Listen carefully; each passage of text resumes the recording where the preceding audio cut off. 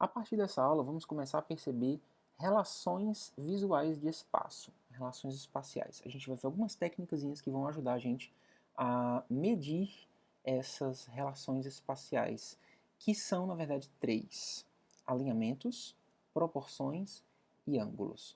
Alinhamento seria basicamente conferir onde as arestas dos objetos se alinham umas com as outras.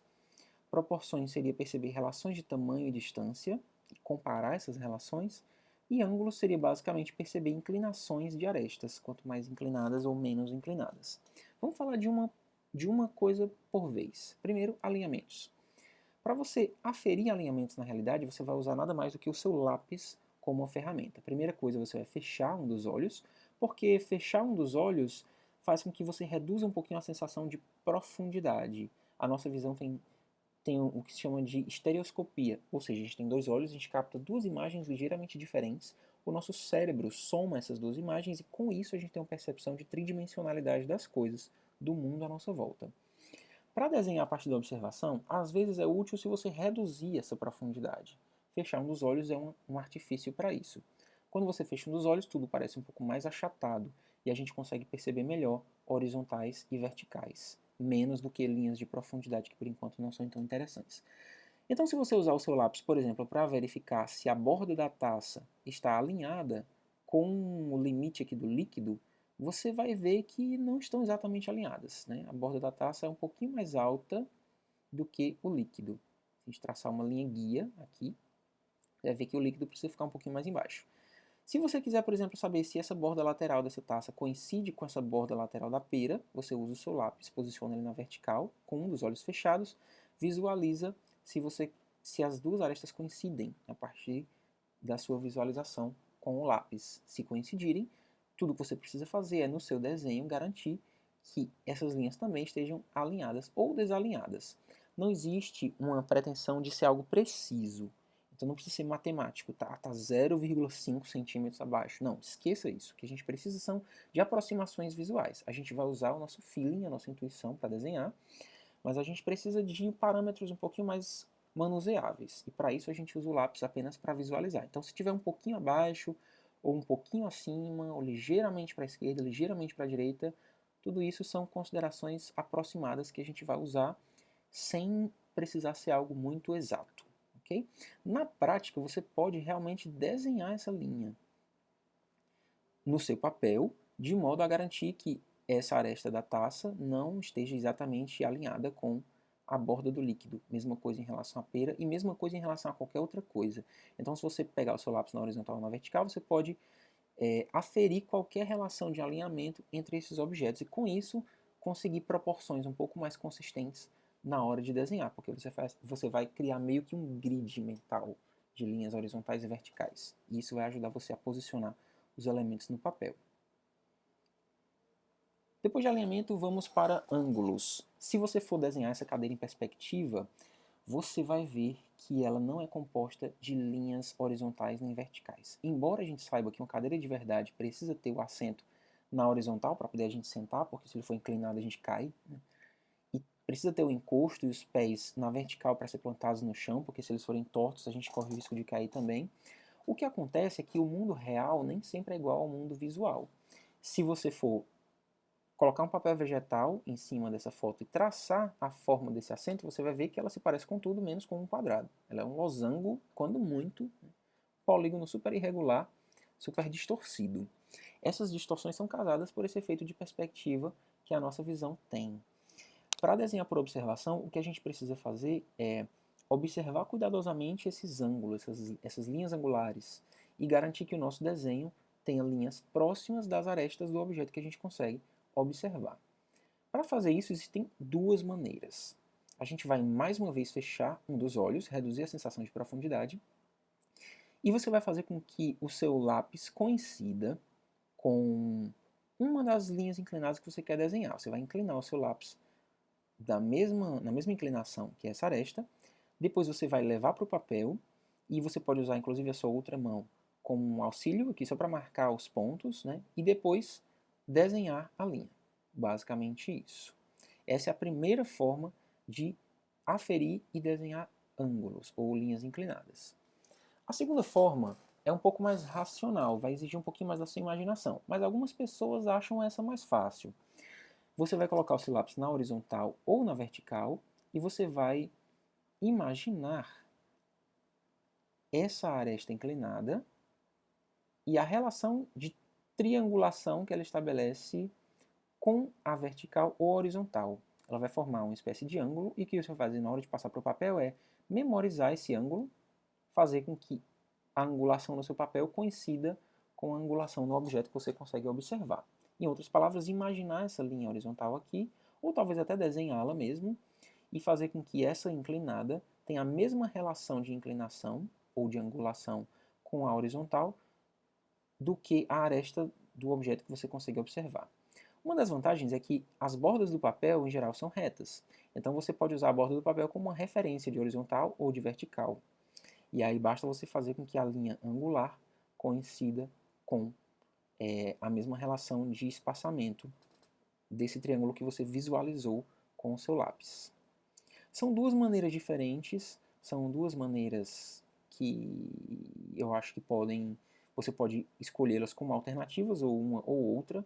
A minha sugestão é que você experimente as duas e veja qual funciona melhor para você. Independente de qual você escolher, o fato é que, se você for cuidadoso o suficiente com todas as linhas angulares do desenho, em tese você vai conseguir representar os ângulos de uma forma extremamente realista, extremamente próxima do que a sua percepção visual consegue observar.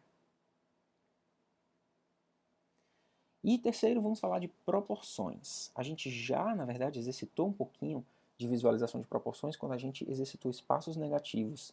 E lá nos alinhamentos também a gente está lidando com proporções. Mas tem outra forma de visualizar tamanhos e distâncias que pode ser útil na hora de desenhar a partir da observação. Para isso você vai precisar fazer a seguinte técnica. Mais uma vez, um dos olhos fechados, reduzindo a sensação de profundidade. Você vai segurar o seu lápis de uma determinada maneira que exista um espaço entre a ponta do lápis e o seu polegar. Você vai medir as distâncias ou tamanhos das coisas com base nessa distância que você conseguir visualizar. Mas tem um detalhe: o seu cotovelo precisa estar completamente esticado.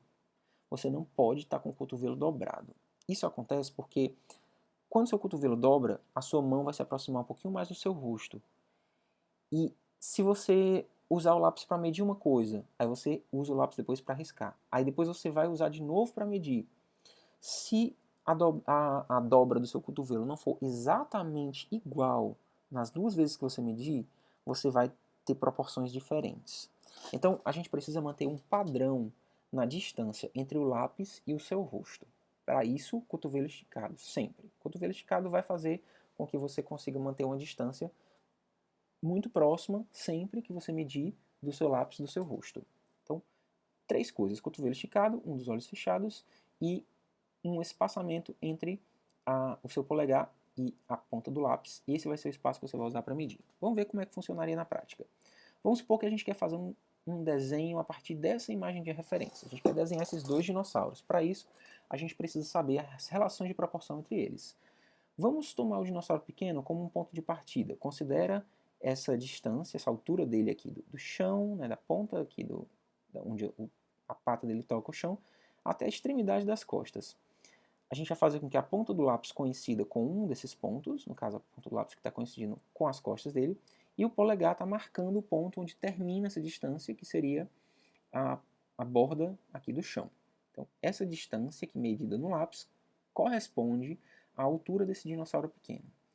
O que a gente vai fazer agora é, sem mover o nosso polegar, mover a nossa mão para uma outra área do desenho e comparar as medidas. Vamos medir, por exemplo, agora a partir dessa unidade de referência, a altura do dinossauro grande. Você vai ver que dá uma vez, mais uma, você sobe a mão um pouquinho, fazendo com que o seu polegar coincida com a medida anterior e vê até onde vai novamente, e mais um pouquinho ainda. Então você vai ver que a relação de proporção entre a altura do dinossauro pequeno e a altura do dinossauro grande é de aproximadamente 1 para 2,5. Então, essas relações de proporção são sempre relações de comparação. Proporção precisa ser entendida como algo relacional mesmo. Você não vai ter a proporção de uma coisa só. Você sempre vai ter a proporção entre duas coisas, entre duas grandezas. No caso aqui, a gente está comparando a altura do pequeno com a altura do grande, mas é sempre uma relação comparativa. Portanto, sempre vai ser algo nesse sentido, assim. Uma delas vai ser o 1 e a outra vai ser uma multiplicação ou uma fração desse 1. Pode ser que, por exemplo, sei lá, a metade dessa pata do dinossauro corresponda à metade da altura desse dinossauro. Então vai ser 1 para metade. Mas nesse caso, como a gente está comparando as duas alturas, seria 1 para 2 vezes e meia. Ou seja, a altura do dinossauro grande é 2 vezes e meia maior do que a altura do dinossauro pequeno. Se você notar, a gente usou a altura do dinossauro pequeno como 1.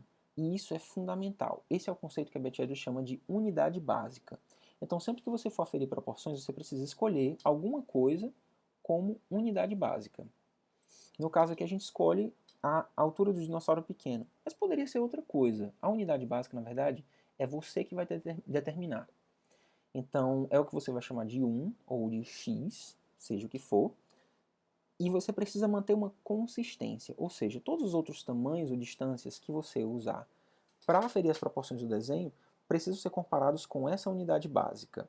Vamos lá para alguns exemplos então. Se a unidade básica do nosso desenho é a altura desse dinossauro, vamos chamar ela de x, e vamos comparar com outras coisas, por exemplo, a distância aqui da pata do dinossauro grande até essa pata dianteira do dinossauro pequeno, corresponde à metade da unidade básica.